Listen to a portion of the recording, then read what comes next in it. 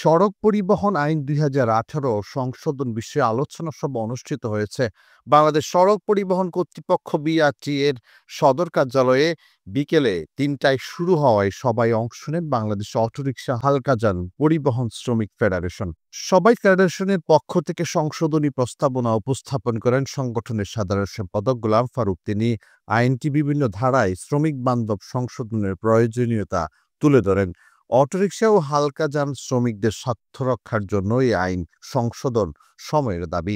সবাই আরও ফেডারেশন চট্টগ্রামের পক্ষ থেকে সংশোধনী প্রস্তাব উপস্থাপন করেন সংগঠনের সহসভাপতি আবুল হোসেন। তিনি সংশোধনীর বিভিন্ন ধারা উপস্থাপন করেন এবং তিনি চট্টগ্রাম ৪,০০০ সিএনজি রেজিস্ট্রেশন দাবি করেন।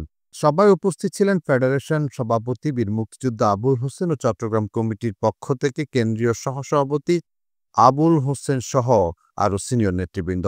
বিআরটির পক্ষ থেকে সভার সভাপতিত্ব করেন সংস্থাটির আইন ও বিচার শাখার পরিচালক যুগ্ম সচিব। এছাড়া সভায় উপস্থিত ছিলেন বিআরটির পরিচালক, উপপরিচালকবৃন্দ, সড়ক পরিবহন সেতু মন্ত্রণালয় ডেপুটি সেক্রেটারি সহ সংশ্লিষ্ট ঊর্ধ্বতন কর্মকর্তারা। উক্ত আলোচনা সভায় সড়ক নিরাপত্তা, পরিবহন শ্রমিকদের প্রশিক্ষণ, লাইসেন্স ও নিবন্ধন প্রক্রিয়া সহজীকরণ সহ আইন সংশোধন সম্ভাব্য দিকগুলো নিয়ে মত বিনিময় করা হয়।